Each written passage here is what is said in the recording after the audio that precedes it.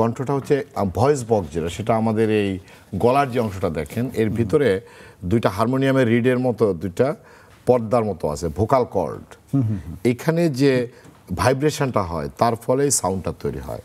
এই সাউন্ডটা তৈরি হওয়ার জন্য, শব্দটা তৈরি হওয়ার জন্য আমাদের ফুসফুস থেকে বাতাসটা উপরে উঠে আসে, সেই বাতাসটাকে চপিং করে এইভাবে।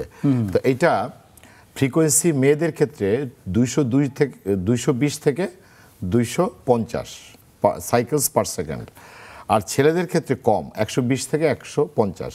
এই জন্য ছেলেদের কণ্ঠ মোটা, মেয়েদের কণ্ঠ চিকন। আচ্ছা, এখন আসলে আপনি এটাকে রেজোনেটিং চেম্বার আছে, যেমন ফ্যারিংস, মুখগহ্বর, নাকের সাইনাস, এগুলো রেজোনেটিং চেম্বার হিসেবে কাজ করে।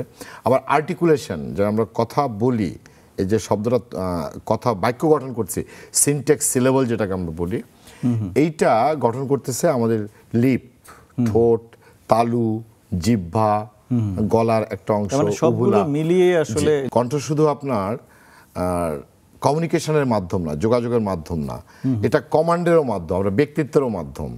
কোনো কিছু মানুষকে মানে কমান্ড দেওয়ারও একটা মাধ্যম, ব্যক্তিত্ব এবং তার সাথে তার প্রফেশনালিজমটাও ডিপেন্ড করে এই কণ্ঠের পারফেকশনের উপরে। আবার কণ্ঠের সামান্য বিকৃতি সেটা কিন্তু ভয়ঙ্কর রোগের লক্ষণ হতে পারে। যেমন ধরেন ক্যান্সার, গলার পলিপ, টিউমার, আলসার, টিবি, এগুলো লক্ষণ হতে পারে। এগুলো কিন্তু ল্যারিংসে হয় এবং গলার মধ্যে হয়। সো কণ্ঠের যদি সামান্য বিকৃতি ঘটে, যেটা আমরা হোর্সনেস বলি, এবং এর সাথে যদি 1 সপ্তাহের বেশি পারসিস্ট করে, তাহলে চিকিৎসা নিতে হবে, কারণ জিপির কাছ থেকে চিকিৎসা নেওয়া যায়। আবার যদি এটা 3 সপ্তাহের বেশি হয়, তাহলে স্পেশালিস্টের কাছ থেকে চিকিৎসা নিতে হবে। 1 মাসের বেশি যদি এটা পারসিস্ট করে, তাহলে একটা FOL করতে হয়, fibre optic laryngoscopy. That is the protocol world wide now. So আবার এই কণ্ঠের আপনার পরিবর্তনও করা সম্ভব। যেমন ধরেন অনেকের মেল, উনি একজন এক্সিকিউটিভ, তার যদি ফিমেল টাইপের ভয়েস থাকে, মহিলা টাইপের ভয়েস থাকে, তাহলে কি হবে? ওনার কমান্ডটা মানুষ নিতে চাইবে না। What happens to the society? মানে মেল ভয়েসকে আবার ফিমেল ভয়েসে রূপান্তরিত করা যায়, ফিমেল ভয়েসকে আবার মেল ভয়েসে। মাইকেল জ্যাকসন, যে তার অপারেশন, আপনার ফোনো সার্জারি বলে এটাকে। এবং কণ্ঠের যত্নে নানা রকম বিষয় রয়েছে।